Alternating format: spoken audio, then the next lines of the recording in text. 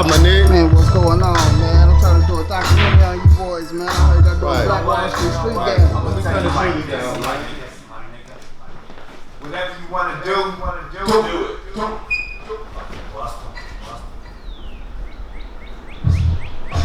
So what's you, man?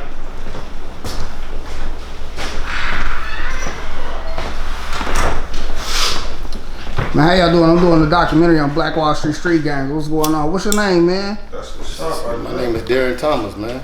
And who you got over there with you, man? I got my nigga Ma over there, man. What's up with it? Man, what's going on? What's Black going Wall on? Street gangs, huh? Yeah. That's what's up, man. Man, where we at?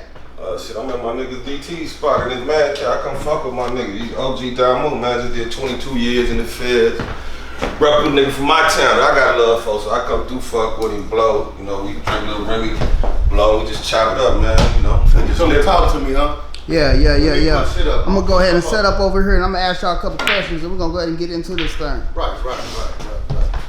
Shit, alright, don't sit down, man. Let me, see what we can do over here and shit. You know what I'm Fuck saying? these backwoods cigars, man. Yeah. So what's up with you, man? Man, I'm doing alright. I can't complain. Yeah, man. Let me see.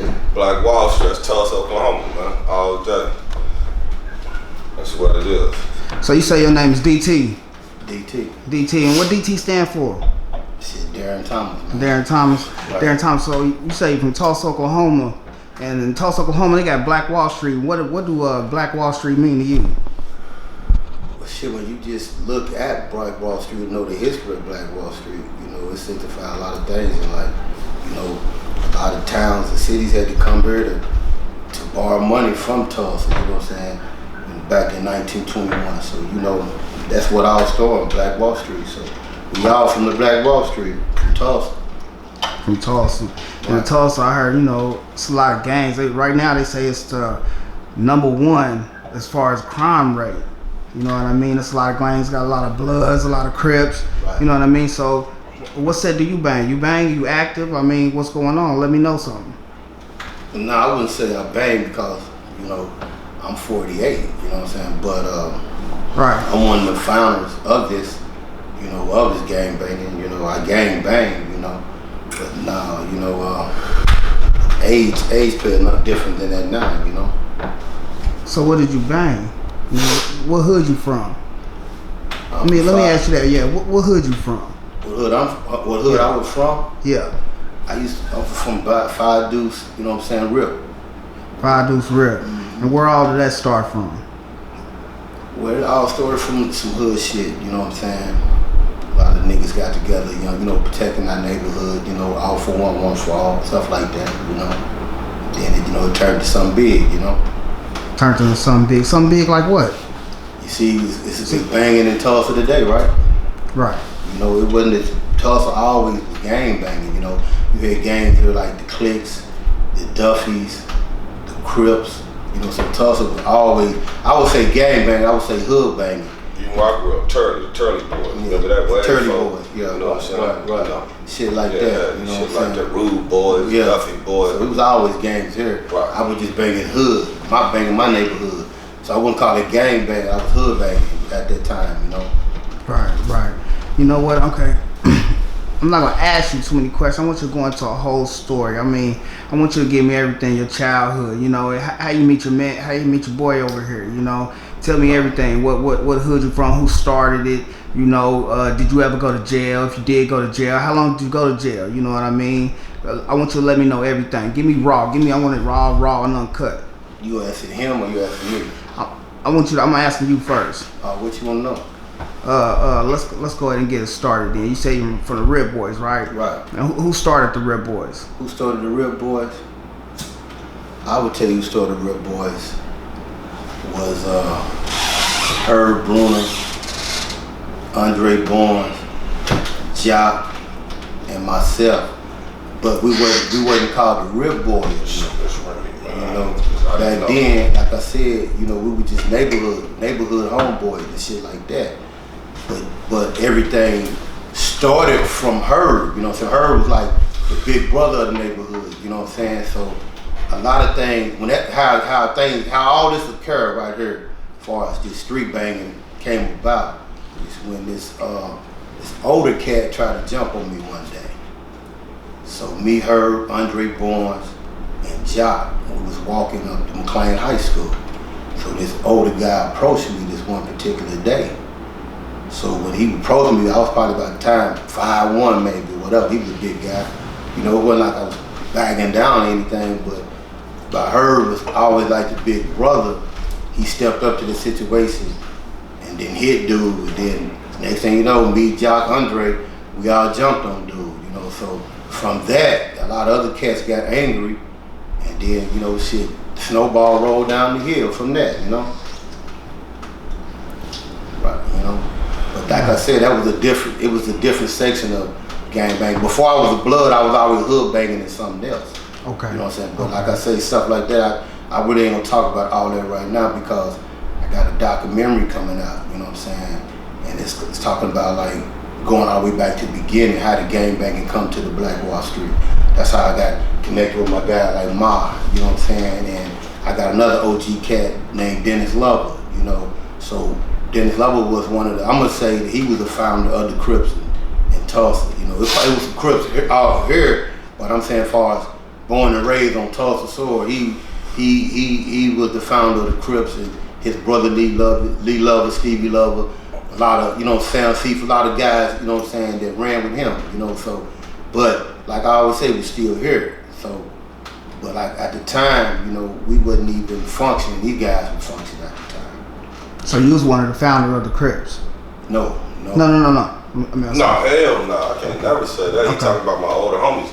Okay. D-Dog, yeah, they're my older homies. D-Dog, okay. Sad Dog, rest in peace. His brother Lee, Sam Seif, his partner.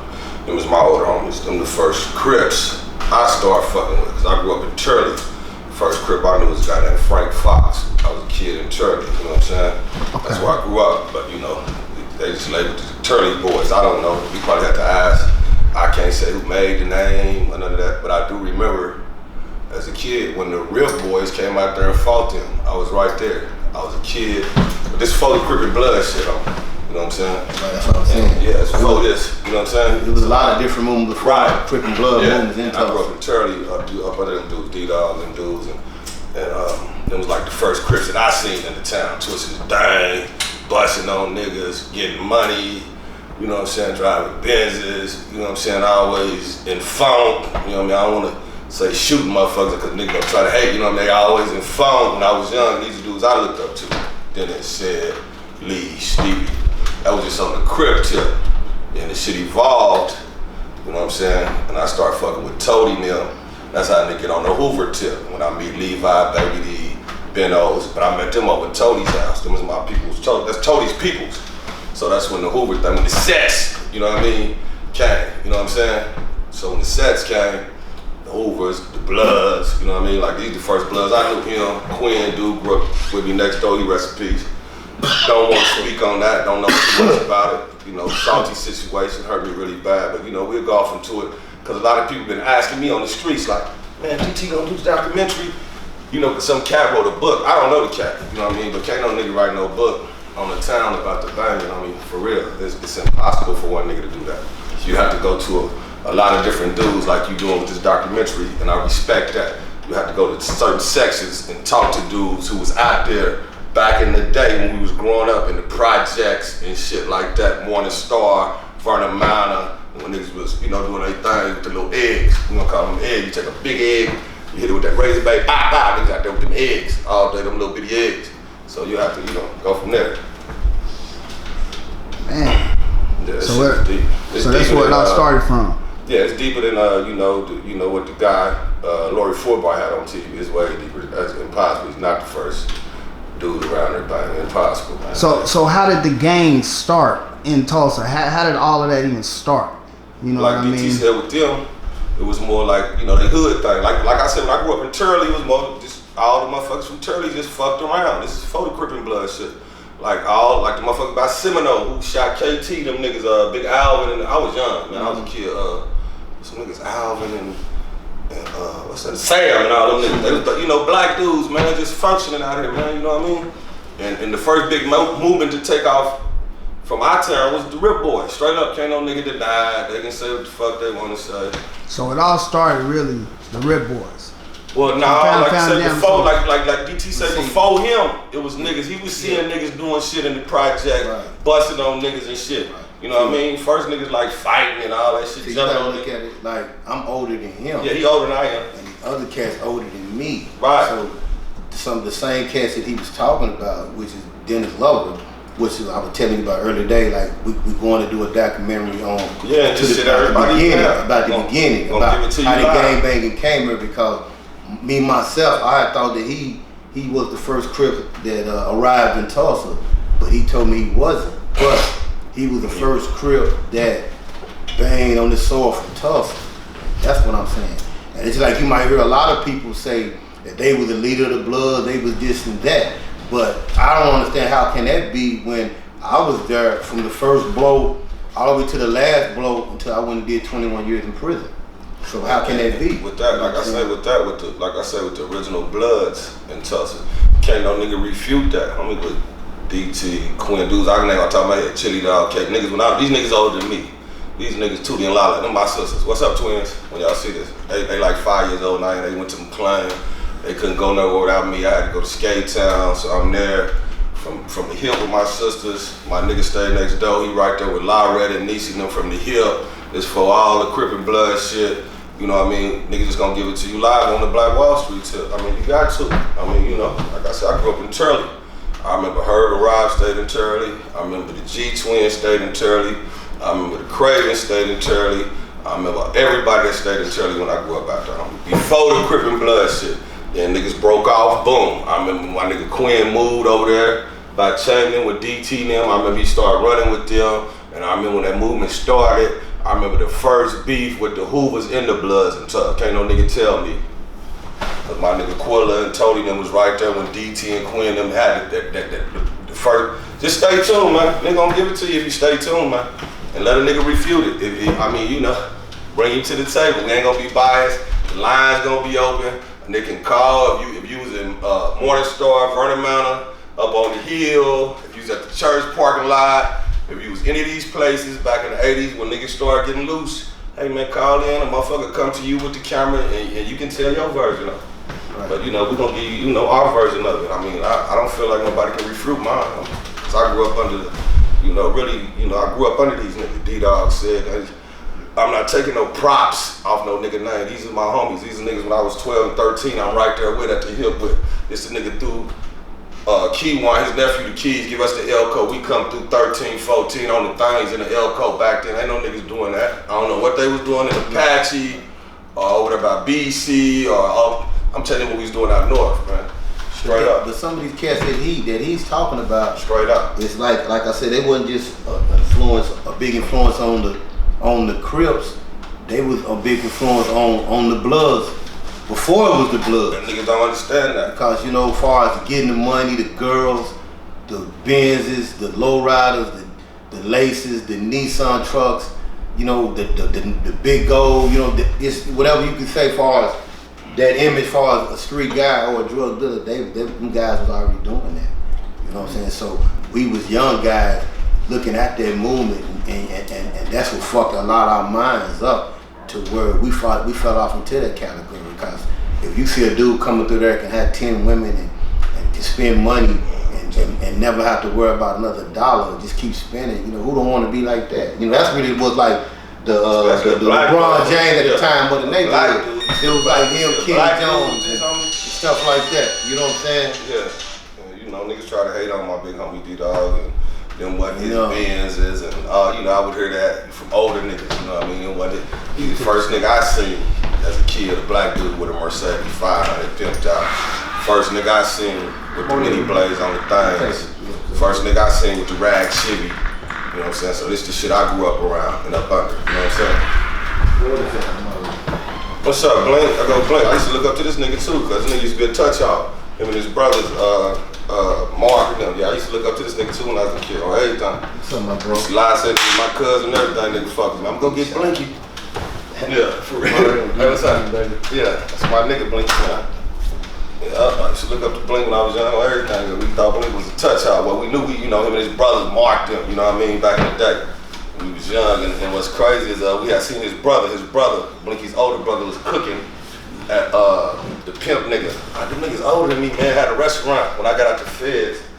And your brother was up there cooking. He seen me in Keywan. Manu's my road dog, Dev's son. Right, he said, boy, I remember y'all was out there. And Dennis shot my homeboy uncle. We was kids, we used to be on DT them street playing. And DT them homie Dennis, the nigga was a bully, big black motherfucking bully. He used to fuck with us all the time. Yes. And he'd run us off the street and shit. And we ran and got Pookie, Biggie Manu's Spirit, about 300 pounds.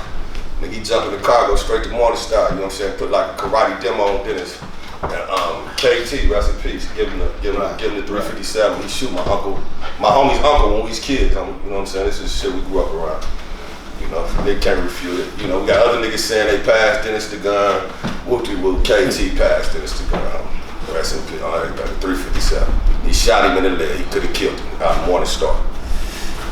He was just, something like some of the big incidents. Yeah, at the time. Niggas try to take a nigga through when y'all fell out the first beef with y'all, my homies, with Tody and them. Right. Can't no niggas say the Bloods and the Hoovers was beefing nowhere else until DT, Quinn, and Pope and them took off on Blue, Tody, and Quill in the project. That's what started the beef with them. Right. It started like over gang turf. Really, at the time, it was up for grabs. It was about the money. Yeah. So, you know, me and my homie at the time, we was going out there every day. You meet Quinn and Polk and, you know, other homies and shit getting it jumping out there in Comanche at the time, you know. It's some crack was really getting big. Man, so yeah. It was so much money, so we was just trying to lock down, you know, certain areas at this time and also recruit. So that was one of our locks places, but it was up for grabs. So this particular day he talking about that we came in there and the Who was already in there and the shit jumped off from there, you know. And you know, Bulls, that's what he was saying. That's probably. And the homies when they got Baby D. DT and Quill was a little too much for the homies back then. They rushed the homies up real good, so they wouldn't got my nigga, baby. That would come right back to Morning Star, where they was at. DT will tell you, you know, let him tell you, you know what I mean? He gonna have to tell you. Cause a lot of niggas say they was there when that happened, when after they fucked my nigga Quill up. I'm mad at a motherfucker. Quill was my nigga, you hear me? Play a motherfucker come over to I big and a motherfucker. I said, damn! But they went and got Baby D now. Oh yeah. And I didn't go back. I ain't gonna lie, I wasn't there. I didn't go back. They went to Morning Star, and a lot of niggas claim they was there. I don't know. You was there. You know what I'm saying? So this was started to beef with my homies in there. Bam, right? No, that's what happened. You know what I'm saying? Like it was like Ferg, Quilla, and Tody. You know what I'm saying? I'm gonna give them niggas their props though. I gotta give it to them because. You know, I'm gonna say we won the battle that day, but them niggas stand up, so you know, it is what it is. That's just one of the few things that was jumping off at that time. Back there, and like I said, I heard the story talked about on 107 different occasions. I heard 107 different niggas was there. I wasn't there. DT, Quillen was there. When they jumped off in Comanche or whatever it was, some young kids that just talked about that a couple years ago when Dylan was in the halfway house. The first gang fight they seen. Well, like my house when niggas said they was there, I don't know. I wasn't there. Right. First gang fight? With the homies, with the Bloods and Tony them. With the Hoovers. Yep, with Arthur Comanche. Yep, that's the first one I remember when they gave Quilla the black eye. And then busted on box. That's Quilla brother box, my nigga. They bust on box and come out in front of McClains and shit. They bust on box and they just started. Niggas, they started tripping. Niggas older than me. Them niggas like 4 or 5 years older than me. Homie Danny Payne, Quill, Tim, all the niggas that was around back then, you feel me? You know what I mean? Niggas that was older than me. So, you know, so that's what we coming with, man, cause like I say, Lori Fruitbright, she got it wrong. That guy was nowhere around back then. He came around later on. I remember when he came around. And I'm gonna show you when he came around, like when we come back with the paperwork and all that. What about the money back then? What the money look like back then? Ooh, like you said, you can take them eggs, man. I call them eggs. Take that razor blade, hit that motherfucker, and go in the projects. You and all your homies with a pill bottle, making everybody leaving that night on my mama. She did $3,000-$4,000 a piece. Everybody, man, everybody. I mean, they just sit out there. And Star, I don't know. I stay right around the corner. I used to be out there. Me, my homies, Ron, Gerard, Jackie Google, would be a Morning Star. But this nigga, I remember he was old. The nigga from Cali. The nigga had money like a motherfucker. Nito, you remember he used to be out there in Morning Star. Niggas older than me. But yeah, you know. I remember. Yeah, niggas getting Morning Star, you know, just if you was doing anything in the town back then for us, gangbanging or getting money, you had to hit one of the projects. I don't know unless you had a spot somewhere. Morning Star, Vernon. He was from A-Trade, I want to say that. Yeah, he was from somewhere, but he used to be, I mean, you know, Morning Star was cracking back then, man. Cracking. See, you know, it was so big in them days, you know, to where like crack was so big, so a lot of dudes from out of town was getting the sack, and they was trying to migrate to other cities, with Tulsa, Oklahoma City. You know how people do it. Yeah. And so at the time, you know, we was already getting money. At the time, people were slanging PCP a lot in Tulsa. Yeah. So the crack version came about. So we more like it back then. We was, like I said, we was hood banging. We was had to fight other niggas who was trying to come tell us that we can't make no money in our own motherfucking project. So we at the time, you know, we was getting the bag. My homeboy Cedric Stubbs, you know, he was at the time, I'm gonna say, supplied the homies, you know what I'm saying, and, you know, in my neighborhood with the drugs at the time. You know, he was one of the biggest big drug dealers at the time. You know what I'm saying? So our crew was, which he was part of the crew. Like, dude, he a lot older than me, but you gotta give him his prop. He used to funk with my older homeboy. I don't know what it's about. I'm gonna ask D when he come over. But I remember I remember like it was yesterday, me and my homie Kiwan, they had a rag Buick. And my homies went around there, the OG homies went around there, man, and barbecued some Winnies on that motherfucker or something, man, and came back laughing like a motherfucker. I remember we came through there, that nigga Buick was in the backyard, and the motherfucker looked just like a barbecue grill. But I was a kid, but I knew his brother Miller stuff, rest in peace. You know what I'm saying? But, you know, them dudes is older than I am. But I was around back then. Nigga can't deny it. I mean, you know. Yeah, it was prime down. Yeah. And my big homies went around there and burnt that thing up. I mean, fried some barbecue on the motherfucker. They didn't burn it. I ain't trying to incriminate nobody. You know, them guys is older than I am. Like we say, stay tuned, man. We're gonna give it to y'all, man. Me and DT, man. 22 years in the feds. I did about 15. You know, I used to just go in them banks and just take that money when I wanted to, when I felt up. But the crackers called it bank robbery. But me and my crime rides, for real. I mean, you know. It's stamped in the town. One of them niggas around here leaving high school with lunch, you know what I mean? Bank on the corner by Central, going to get, you know, a few thousand, go back to school with lunch. I mean, you know, ask Officer McDonald, Detective McDonald, it's stamped in the town. We're gonna go in deep though. We're gonna go in deep later on. Right. So you say you went to the feds at 22? Nah, he did. I went at 19. Hell of an experience. DT went at, you was 22? I had just turned 20.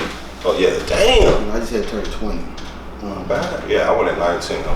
Hell of an experience. I was 20, little Darren Harris was 18, Mark Anthony was 20, Reggie Leroy was 20, and he was the youngest dude at the time. Yeah, he 30. was young. He was 18. So we came at the time when we got this time, you know, we was, you know what I'm saying, young at that time. I did 21 years in prison. Mark Anthony did 22 years in prison.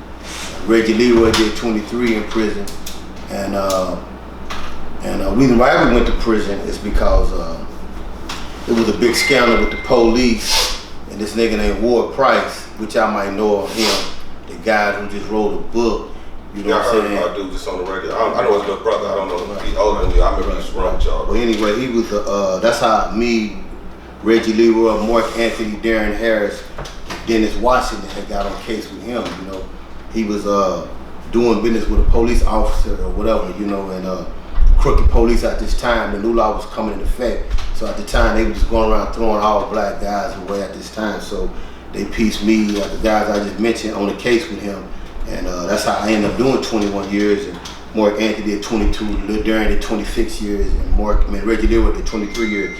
Dennis Washington was really the only one that beat the case. Not to cut you off though. See, like niggas claim that they was back then. The feds came and wiped the first bloods out. I mean, that used to be. If you wasn't around back then, the feds came and got them in the town. It was legendary. Niggas say how they want to say it. Them niggas was the first niggas.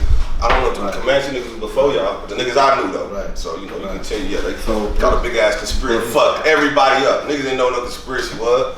I know they ain't caught the nigga no Sabbath key. Niggas just hearing it on the streets. You know what I'm saying? Yeah. You know what I'm saying? It's a conspiracy though, and that's how they went to jail. We went to jail. It was like you said. It was from what they say, it was 7 keys of crack cocaine, which I never seen. That's why I went to trial. But Ward Price, that was his case, and like I say, the police were so crooked at the time to where they had something going on to where So where he got busted, they let other guys come back from prison and they put us on the indictment with him, and other guys came to testify on us, so that's how we already basically went to prison, you know. And I had beat the case. I had come back and beat my appeal in 2008, you know. That's how I'm here today. After 22 years. After 21 years, 7 months.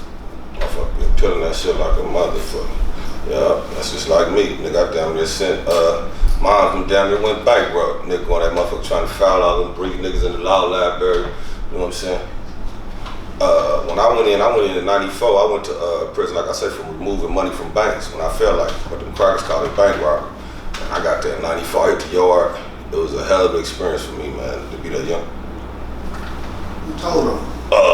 Dude named Robert John. Dude I thought was my friend. Dude, I had a lawyer named Jackson Zennerhoff. It's crazy, man, because I had come from the hospital because I had got shot. And he brought me some shit called a discovery. I didn't know what that was at the time. You know, I done dropped out of school. I don't know, motherfucker don't know no federal rhetoric or none of that. So he asked me about this cat, and he asked me, "This your friend?" I said, "Yeah." But then he showed me this thing called a discovery. This cat got caught with a pistol by a probation officer named Rick Lawrence at the time. And he offered to give up some information on some bank robberies by him being associated with the same gang. We all been from Hoover and all that. And so the nigga Robert Jones, he gave the information up, you feel me? And I got the paperwork, not to bash the nigga, none of that, but I got the paperwork. And I heard about a cat named Rick Lawrence. Man, he used to be on niggas' head. That's a probation officer that all the gang members used to get.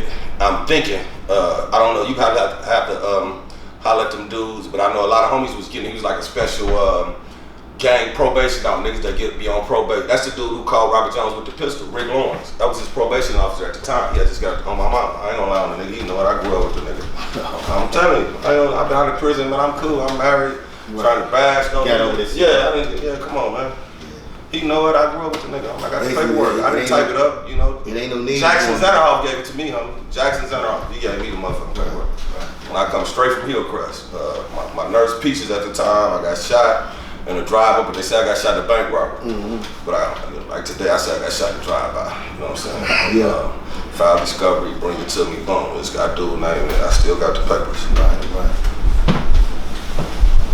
So this documentary that you make in DT. Right. In this documentary, what is this documentary going to explain? Where are you trying to go with this documentary? What's all going to be in it? Well, like I say, I'm just basically, you know how people write books? I think nowadays the best thing is documentaries are more like books, so I'd rather just, you know what I'm saying, tell my life and people can see it right there like that. But just basically, when you think about it, you look at the Black Wall Street Tulsa, there's been so much violence and everything, you know what I'm saying, over the years, especially the last 2 years. And you look back, and the majority of them homicides and people dying, it comes from gang activity. So, you know, I was just looking back on how, when the beginning from me, and the beginning from my partner right here, and the other dude. So we just really basically doing this, man, trying to go back and try to help change the community. Shit that we done, we just basically trying to go back and change it, man. That's all. That's basically it. You know what I'm saying? So that's why we're going back to the beginning and showing dudes how this shit jumped off and why it jumped off. I used to be friends and shit, man, before this shit got like for real. Me, Terry Price, Terry Brown, all us was friends before they started acting like DT, Ward, and before we started acting like Sad Dog and Lee and me and Kiwan and them. They imitate them niggas, we imitate them niggas. We end up having a fight at Gilcrease, whoop whoop. Them niggas end up, you know, we was friends. All us, Kevin Green, they can't deny Adrian Walker, all us. But them niggas end up following DT in them footsteps. So can't no nigga say he's the first, homie. It's a protocol with this shit, homie, for real. And that's you know, with the documentary, you know, niggas' voices want to be heard, man. You know, can't no one nigga write no book, and that's no disrespect to nobody. We ain't trying to bash nobody. A nigga just telling it how it is, not how a nigga want it to be. I mean, that's what it is, man. And then you wasn't around back then, you can't speak on this shit. I heard niggas say they was places, and I know they went there and they was lying. I done heard stories, I know everything. I ain't gonna lie to you. So you gotta go to niggas. Niggas wanna be a part of this Black Wall Street thing, nigga come to you, wherever you from, neighborhood, blood, black mafia, there's a lot of gangs, man. 4-8, y'all, your OG homies wanna come, say how y'all got down, how y'all got established, you know, for nigga out there, you know, putting some smut on your set or whatever, you know what I mean? Y'all want to straighten it up, you know, come right here, man. We're gonna tell it from the beginning all the way to the end, you know what I mean? From how it starts to how y'all want to finish it. And then, you know, I feel like the reason why I really wanted to do this is because, you know, I lost two brothers, you know what I'm saying, in 2016 that meant, you know, that paved the way for this too, you know what I'm saying? And I had other homies that died and other homies that's in prison for the rest of their life. And I just feel like that their voice need to be told and what they done in this time need to be known. Not, you know, and cause a lot of things they did was good. For real, you know. But you niggas got their life for this shit, man. Niggas got niggas brothers and families that gave their life for this shit. And niggas out there representing this shit, fucking with buses and rats and you know, nigga rats just coming up in spots and you know it's just fucked up, man. So all real niggas got to, you know, try to do something, you know, let their voices be heard, you know, say how they feel. See, they just killed Crutchet, the bitch just get off, got 3 blacks on the jury. Man, that's crazy. It's just fucked up, you know. We just trying to, you know, give a voice to the community, man. You know, to our community. Can't no one Laura Fruitbar can't interview no motherfucker, and can't no nigga write no book. I mean, you gotta go take this camera over to the neighborhoods, take it over to the Bloods, take it wherever. If they got homies that's gonna sit down and, you know, establish themselves and want to say what they want to say, it's all good, man. You know, a lot of niggas gonna hate police shit, but you niggas stay on the computer all day looking at niggas in New Orleans and New York and all this motherfucking other shit. Look, you got some real niggas from the town. You can't tell me. I put Nappy Chin Jesse up against any nigga in the United States, any nigga you know that was selling drugs. From LA to New York to Miami, from Tulsa, Oklahoma, nigga. You know, and a lot of young homies don't know, man, we got a hell of a history, man. And like I say, my experience in federal prison made me really just love Tulsa more, where I came from. Cause I'm not no nigga that got on the yard and said I was from California, Denver, Arizona. I didn't understand this because I'm young, you know what I'm saying? Nigga, I'm from Tulsa, from a Hoover. Ask any nigga, there's 2,000 niggas down there when I get there. Ask any nigga. Ain't never said I was from here, from none of that. Tulsa, love it, And then it fucks me up because I be fucking with people and different, they be like, man, they hate the town, they hate this, it ain't shit, but it's a misconception about it, man. It's a misconception about it. And the old nigga from Detroit, man, he really made me love the town when I was Smitty. He said, one thing about you niggas in Tulsa, y'all will get some money and play sports. I nigga been talking about Richard Dumas and Paul Pierce and just make, not Paul Pierce, Paul Presley from TU, look it up. He might have been from somewhere, the first point forward, nigga running at Tulsa University, Paul Presley, about 6'8", and nigga be, you know, when you get your hit, when you know you come from, you know you go on, you feel me, you have pride about your shit. Right. You know what I'm saying? Right. I'm telling you, man. And like I say, federal prison was a hell of an experience for me to be around Crips and Bloods from Kansas City, Denver, Colorado, California, Arizona, you know what I'm saying? Mexicans, Serranos, Texas syndicates, motherfucking Latin Kings from New York and Chicago. You know what I mean? Them the most gang members I've ever been around in my life when I was in federal prison, huh? And they ain't never occurred. It was always who with me because I knew my pedigree, I knew the set, I knew the niggas I fucked with, and I knew where I came from. Huh? Off the top, ask any nigga on any yard with me, you can take my name, I give you my federal number, however you want to do it. I was in 4 joints, started off in El Reno, that motherfucker was cracking. Wasn't no motherfucker Oklahoma City transit center, nothing. You gotta bring your ass to El Reno. All them hot niggas coming through that nigga, they was blitzing their ass, running them all up in the. I remember that I was on the yard, 3 young niggas on the yard. Me, a nigga named Head from 24 Carat from Oklahoma City, and my Cody Finley with the 3 young niggas on the yard. A nigga named Gangster from Shotgun. We all 19, 20, El Reno. And you had a lot of major players, a lot of Crips, Bloods from everywhere. You know what I'm saying? That is a fit, you know. But you know, the main point of this is like, you know, I feel like I need to do this because I need to do this for my partner Quinn, my little brother Quinn, my brother KT, my brother Poe, you know, my brother Circle K, which is Keenan. And there was a lot of people that paid the way for this, you know, that's not even here no more, you know. And not trying to take clout for what went on in Tulsa, it's just going back and say how did all of this begin, all this violence and shit begin, you know, and wishing it wasn't like that now. You know, as you 40, I'm 48. I wish it wasn't like that now, you know, but it is, you know what I'm saying? So and you PP giving the roll call, like he told me, like, my niggas gonna be hating just by him speaking on Keenan like that. A lot of niggas from the town know what Keenan in jail for. One of the homies, you know what I'm saying? I ain't gonna say no name. Good dude, coolie. You feel me? And niggas gonna be like, man, why I don't with that nigga? And Keenan did that to, man, we passed that, man. We trying to correct that. That's why we here together, man. We trying to correct that, man. Right, and then it ain't really like, he a G, I'm a G, so it's not even like that. I don't even push the line no more, you know. I don't even really give advice to the little homies, you know what I'm saying? You know what I'm saying? Cause I don't have to do that. Motherfuckers respect me, so you know when I do give advice, a person listen. I ain't sending people on missions or sending somebody's kid to get killed or giving a young dude a dope sack. Cause I don't even do that shit. But at the end of the day, I'm just saying that. But if I can give a young dude some guidance, not to get caught up in the situation like I did, doing 21 years and shit like that, and seeing your motherfucking homeboys get killed, you know what I'm saying? If you don't have no heart and you want to get that shit changed, you know what I'm saying? And it's fucked up. You know what I'm saying? Change that. Motherfucker want to come back and get back to his community and try to change something. You know what I mean? If you especially been through the shit we've been through, you losing your knees, how you how you lost up. That's on some other shit. We ain't gonna talk. Shit is deeper than one motherfucker. Like I say, man, it's a big history in the town, man. You know, a lot of people lost loved ones. To murder, to the streets, to all type of shit, man. So it's gonna be on niggas like me and DT to come back, tell y'all how it started from our perspective. Everybody can call and get that perspective. Then we come back with the gang intervention program for y'all, cause y'all know y'all want, damn, where they going with this? We come back with the gang intervention program, try to help the youth. Nobody got one into us. All the OGs we see niggas on TV with blades, not to take no shots at no niggas and nothing. We see these niggas so-called OGs on the TV with blades. I seen the guy and I come back and I ask DT, not to bash no dude and that, cause dude older than me. When DT tell me the nigga wasn't shit, that's what it was. No disrespect to dude. I seen you up there with blades, but I don't see you in the community. I don't see you at the juvenile hall. I don't see you out there with crutches, just got killed or none of this, but you on there with blades. You know what I mean? You gotta, it's more than that, man. Motherfucker gotta come back to his community and do something, man. And that's what we on, man. So just stay tuned.